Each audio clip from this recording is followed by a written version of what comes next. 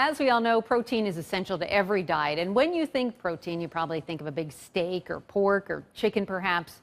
But these meats actually have some serious drawbacks. They can be loaded with saturated fats, chemicals, and added hormones. So lots of folks are taking a different route to getting their daily dose of protein without meat, turning instead to plant-based proteins.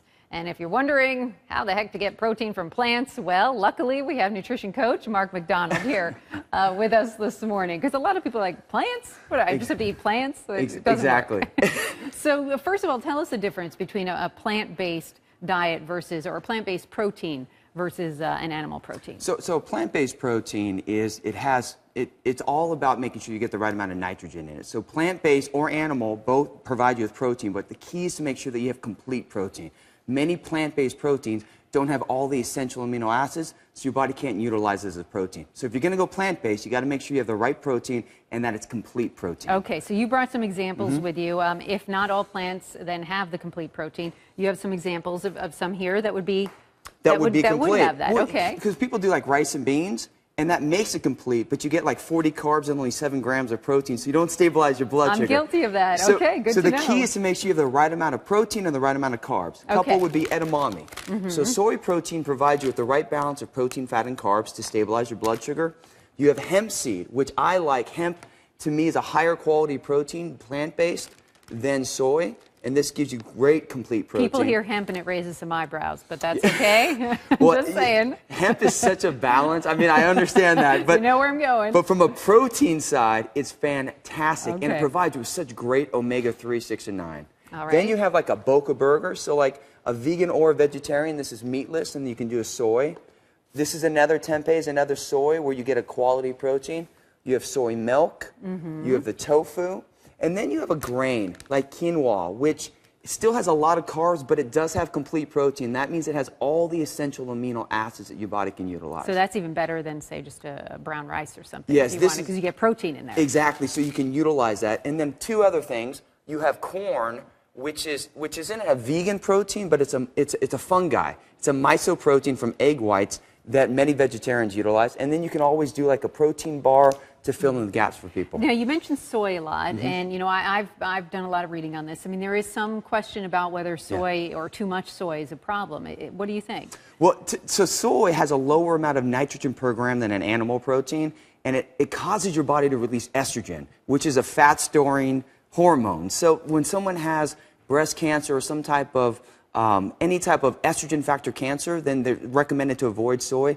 Overall, it's better if you're doing plant-based, but I still prefer a higher quality like a hemp or an animal protein, or if you're vegetarian like a Greek yogurt or a cottage cheese, you're going to get more nitrogen per gram than if you did soy alone. So the dairy's okay, obviously, for the vegetarians. What if you don't get enough protein? I mean, how much, first of all, how much do we need?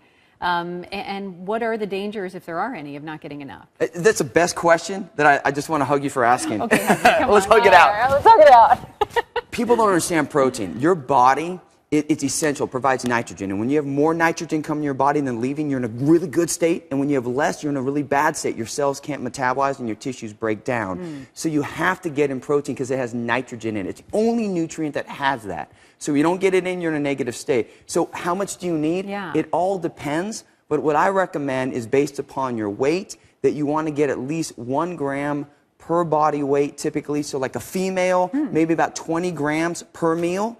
A male could be anywhere from 30 to 35 grams per meal. Okay, wow, that's all right, that's good to know. Balance of protein to carbohydrates. It's the most underestimated nutrient that people need. And to stabilize your blood sugar, to keep your body in a positive state, you have to get the right amount of protein, the right amount of carbohydrates, and the right amount of fat. Put your body hormonally balanced. Okay, why do you think so many people, I mean, there seems to be such a movement towards plant-based eating. I mean, there are real clear advantages. I mean, I'm a vegetarian. I'm not vegan. I'm not that extreme, but I am. You know, I find myself I'm much more clear-headed and I have more energy. Do you hear that as well from your clients? I do. I think it's so first off, I'm cool with someone's a vegan, vegetarian. I started my program in Venice Beach, California. As long as you get the right amount of protein, carbs, and fat. I think there's a misconception that people think meat protein is beef and pork, and they think that okay, meat is bad because it causes the saturated fat. But lean protein like chicken, turkey, white fish, those are great sources of protein, egg whites. So to me, I think it's a balance. You just have to get the right amount of plant-based, the right amount of animal, if you're going to do animal protein. And if you're educated on it, it's great for you. Or if you want to be a vegetarian, just make sure you get the right protein to protect your tissue. And what about, broccoli and spinach? I mean, those don't come in a bag or a box like these things, but those offer protein as well. Incomplete protein, though. Okay. See, this is the thing. You have incomplete and you have Can't live complete. on greens. The essential proteins your body can't make, and you can only get those through animal or a byproduct of animal like dairy, or there's only a few plant-based complete proteins. And everything we shared, soy, quinoa, corn, these are all things, hemp, these are complete proteins that are plant-based. So if anybody's at home this morning, they're in their kitchen, they're watching and listening, they're thinking about, I'm going to make a plant-based breakfast this morning. I'm going to put you on the spot. What do you recommend?